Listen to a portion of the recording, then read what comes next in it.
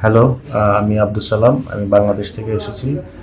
আমি ডক্টর নারায়ণ পান্ডে স্যারকে ৬ মাস আগে থেকে দেখাচ্ছি।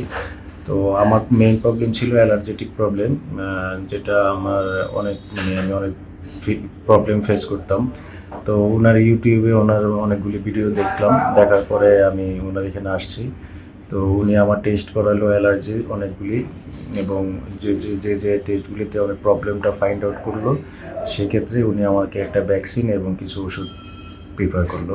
তো ফার্স্টে আমি ওষুধ খেয়েছি, পরে আমি ভ্যাকসিনটা কলকাতা থেকে একজনের মাধ্যমে নিয়েছি। এরপরে আমি কন্টিনিউ ভ্যাকসিন ইউজ করার পরে তো এখন আমি আগের চেয়ে অনেক ইমপ্রুভ ফিল করতেছি, এবং আমার কাছে মনে হচ্ছে যে অনেক বেটার আমি এখন। তো আজকে আবার আসলাম ওনাকে একটু জাস্ট ফলো আপ করার জন্য ওনার সাথে।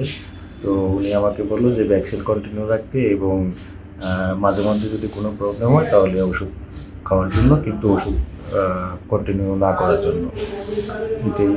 তো আমি অনেক বেটার ফিল করতেছি, এবং উনি একজন ভালো ডাক্তার আমি মনে করি আর কি। Thank you.